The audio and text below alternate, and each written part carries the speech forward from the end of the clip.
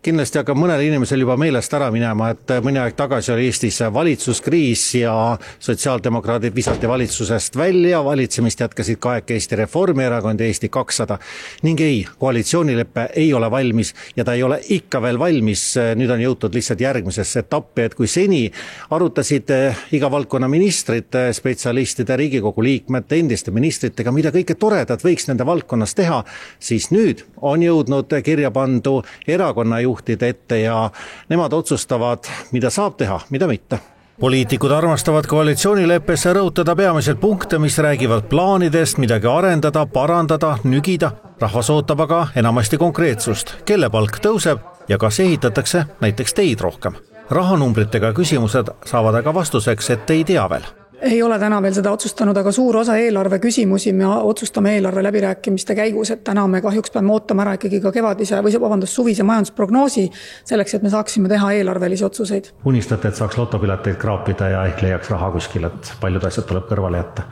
Valitsuses üldiselt unistamisega liiga palju ei saa ju tegeleda, et meil on eelarveprognoosid pidevalt tulemas, et kevadine tuli, majandus on hakanud kasvama, see kindlasti on hea ja annab hõlpu. Eelarvereeglid on lihtsamaks läinud, et me saame kaitsesse kiiremini investeerida, aga sellist olukorda päris ei ole, et hommikul tuleks minister tööle ja ütleks, et raha on nii palju üle, et ei tea kuhu panna. Et küll me leiaks lahenduse nii palgatõusude teede ehitamise najal, nii et eks ikka tuleb teatavaid valikud teha. Ministrite töögrupid on erakonna juhtidele ja nende lähematele kaasvõitlejatele ette valmistanud koalitsioonilepingu ideid, mille juures märge, et tegelikult kokkulepet veel ei ole. Ministrid tulevad ikkagi selliste punktidega, kus ei ole ka kokkulepet fraktsioonide vahel ega ka koalitsiooni vahel, et need tuleb siin laua taga ära lahendada. Et kas me saavutame kokkuleppe või me ei saavuta kokkulepet. Et nagu ma ütlesin, näiteks täna oli väga oluline arutelu tervishoiu töörühma teemal, mis tuli tänasest Riigikohtu otsusest seoses eutanaasiaga ja nii-öelda abistatud enesetappudega. Ka seda me peame arutama, aga selles osas on tegelikult otsuseid vaja hakata tegema. Peaministri sõnul ei vasta tõele, et Reformierakonna ja Eesti 200 vahe olevat peamiselt plaani pikkuses, ehk kui kaugele kumbki erakond koalitsioonilepingut teeks.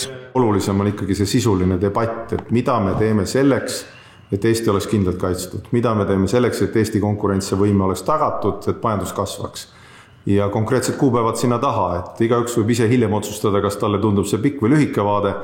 Mina ütleks, et kui Eesti on kindlalt kaitstud ja majandus kasvab, mõnele võib olla lühike vaade, minu jaoks on see ikka piisavalt pikka. Tänase seisuga arutatakse keerulisemaid asju veel edasi või siis uuritakse rahakotti, kas saab teha. See, mis selge on suhteliselt üllatuste vaba tulemus. Aga võib-olla kõige olulisemalt on see, et me läheme edasi kindlasti Rail Balticu ehitusega. 2026. aasta lõpuks peavad kõikides trasside lõikudes ehitustegevus käima. Me otsustasime ära, et me kõik gümnasistid Eestis alates 25. aasta 1. septembrist 10. ja 11. klassid saavad ligipääsu tehisarule ja hakkavad õppima koos tehisaruga, nii et selle teehüppeprogrammiga me läheme edasi. Umbes nädal või veidi rohkem läheb veel koalitsioonilepingu tegemisega, pakkusid täna erakonnajuhid.